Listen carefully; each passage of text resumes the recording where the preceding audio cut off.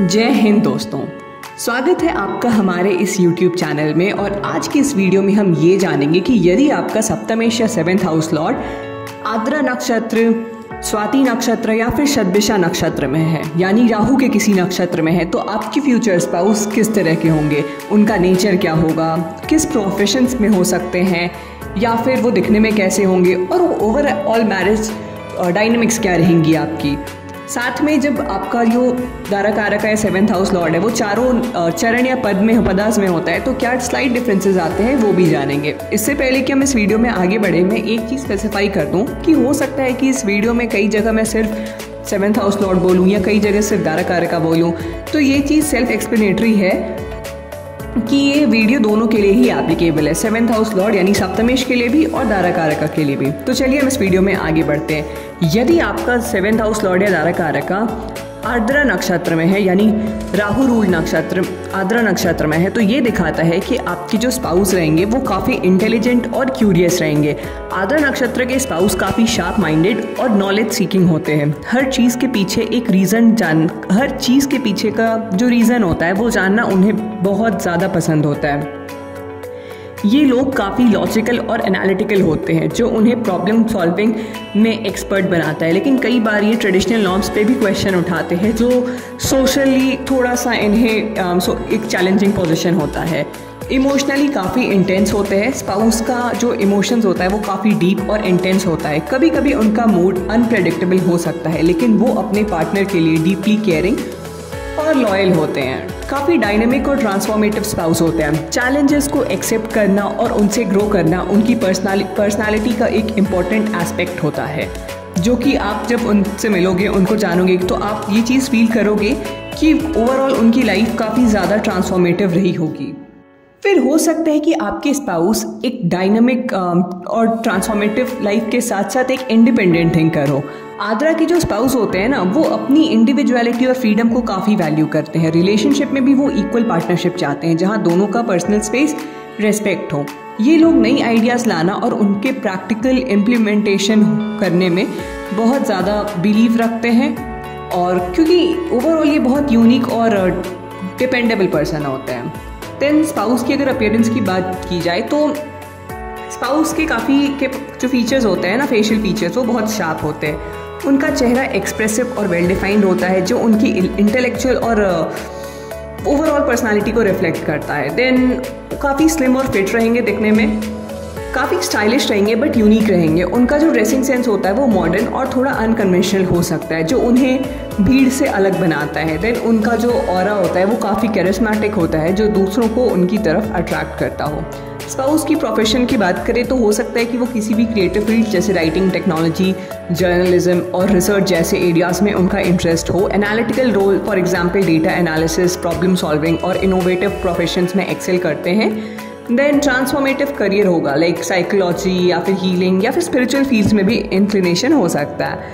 And they will be a multitasking expert. तो कई बार देखा जाता है कि ऐसे लोगों के मल्टीपल सोर्स ऑफ इनकम होते हैं। ओवरऑल मैरिज डायनेमिक्स की बात करूं तो आद्रा नक्षत्र के स्पाउस के साथ मैरिज काफ़ी इंटेलेक्चुअली स्टिमुलेटिंग होता है।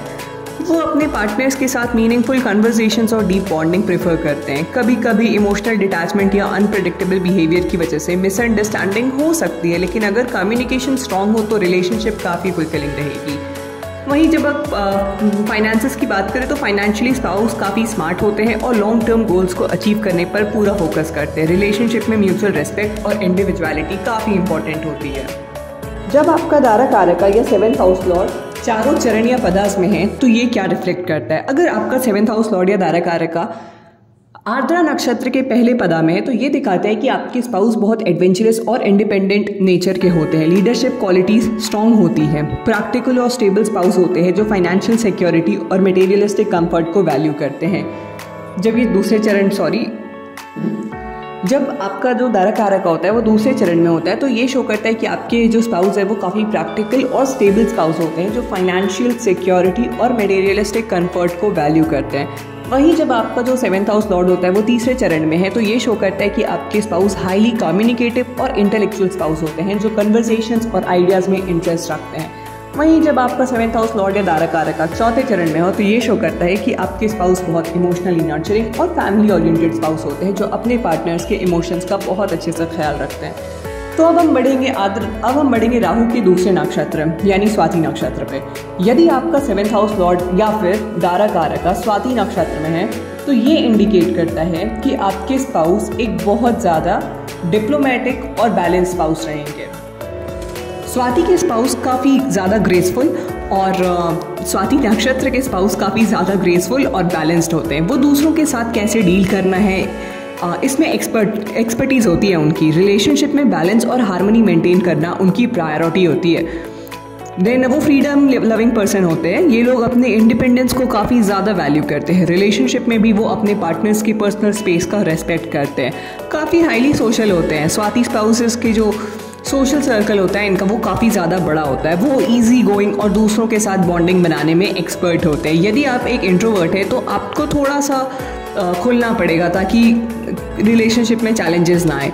अडेप्टिव और फ्लेक्सिबल रहेंगे। हर सिचुएशन में खुद को एडजस्ट करना उनका स्ट्रॉन्ग पॉइंट है जो उन्हें लाइफ के अप्स एंड डाउन्स को हैंडल करने में मदद करता है।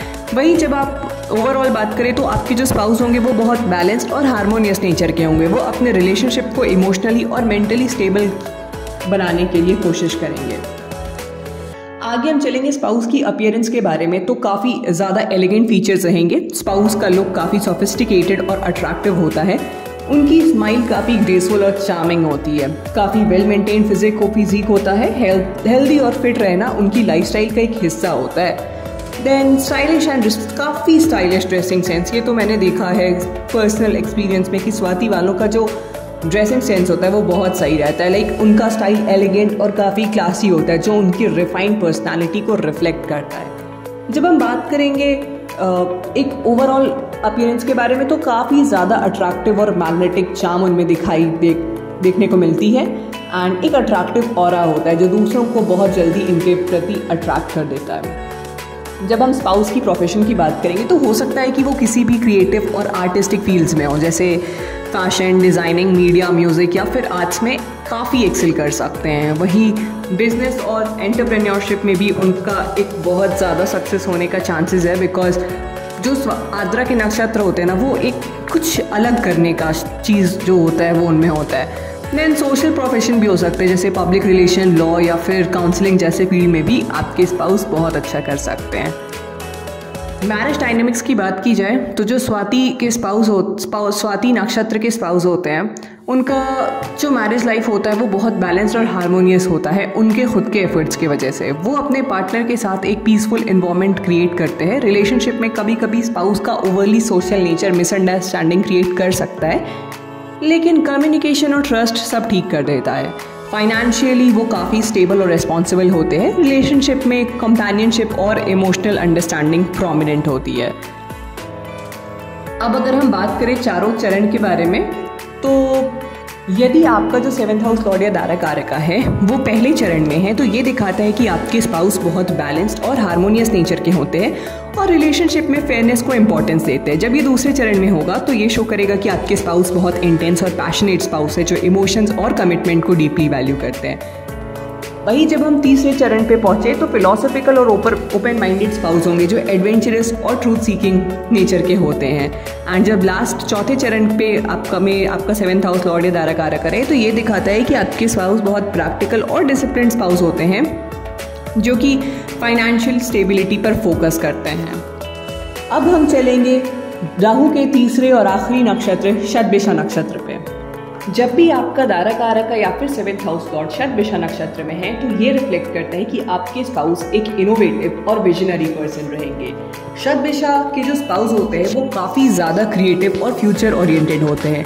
वो नए आइडियाज़ और यूनिक पर्सपेक्टिव्स लेकर आते हैं। इमोशनली थोड़ा सा रिजर्व्ड आपको देखने को मिल सकते हैं। ये लोग अपने इमोशंस को ओपनली एक्सप्रेस नहीं करते लेकिन डीपली केयरिंग और अंडरस्टैंडिंग होते हैं। Highly analytical people, practical solutions और डीप थिंकिंग उनकी पर्सनालिटी का एक बड़ा एस्पेक्ट होता है। इंडिपेंडेंट एंड यूनिक, अपनी इंडिविजुअलिटी को प्रिजर्व करते हैं और दूसरों से अलग सोच रखते हैं। स्पिरिचुअल और हीलिंग ओरिएंटेड होते हैं। स्पिरिचुअलिटी और इनर पीस में इंटरेस्ट होता है जो उनकी लाइफ और रिलेशनशिप में डेप्थ लेकर आता है। आगे जब हम स्पाउस अपीयरेंस की बात करें तो स्पाउस का फेशियल फीचर्स काफ़ी यूनिक और नोटिसेबल होता है। मॉडरेट फिजिक, मतलब वो बहुत मोटे भी नहीं होंगे, पतले भी नहीं होंगे, एक नॉर्मल फिजिक होता है जो कि फिट और हेल्दी रहने की कोशिश करते हैं ये, बट ओवरऑल नॉर्मल फिजिक रहता है। देन सिंपल और एलिगेंट ड्रेसिंग सेंस होता है। इनकी प्रेजेंस बहुत काम और सूदिंग होती है जो सबको कंफर्ट और पीस फील कराता है। देन अगर मैं बोलूँ उनके प्रोफेशन के बारे में, तो स्पाउस का जो प्रोफेशन होता है ना, वो साइंटिफिक फील्ड से रिलेटेड होता है, जैसे रिसर्च, टेक्नोलॉजी और मेडिसिन में काफ़ी अच्छे एक्सेल कर सकते हैं। Then healing profession like health care, yoga और स्पिरिचुअल गाइडेंस जैसे रोल उनके लिए सूटेबल होते हैं। इनोवेटिव कैरियर जैसे क्रिएटिविटी और यूनिक सॉल्यूशंस की, जहाँ पे यूनिक सॉल्यूशंस की ज़रूरत हो ना, वहाँ इनका कंट्रीब्यूशन काफ़ी वैल्यूएबल होता है। ओवरऑल मैरिज डायनामिक्स की बात की जाए तो जो शतभिषा के स्पाउस होते हैं वो काफ़ी ज़्यादा इंटेलेक्चुअल और स्पिरिचुअली फुलफिलिंग होते हैं। रिलेशनशिप में कभी कभी स्पाउस का इमोशनली रिजर्व इंचर डिस्टेंस क्रिएट कर सकता है, लेकिन प्रॉपर कम्युनिकेशन से प्रॉब्लम सॉल्व हो सकती है। फाइनेंशियली वो काफ़ी रिस्पॉन्सिबल और लॉन्ग टर्म प्लानर्स होते हैं। रिलेशनशिप में इमोशनल सिक्योरिटी और स्पिरिचुअल कनेक्शंस प्रोमिनेंट एस्पेक्ट्स होते हैं। देन अगर मैं चारों चरण पे चर्चा करूँ तो यदि आपका जो 7th हाउस लॉर्ड या फिर दारा कारका है वो शतभिषा नक्षत्र के पहले चरण में है, तो पहले चरण में ये शो होता है कि स्पाउस ह्यूमैनिटेरियन और इनोवेटिव नेचर के होते हैं जो सोशल कॉजेज और वेलफेयर पर फोकस करते हैं। जब आपका दारा कारका या 7th हाउस लॉर्ड दूसरे पदा में हो शतभिषा नक्षत्र के, तो ये शो करता है कि आपके स्पाउस हाईली स्पिरिचुअल और कंपैशनेट स्पाउस होते हैं जो इमोशंस और डीपर कनेक्शंस को वैल्यू करते हैं।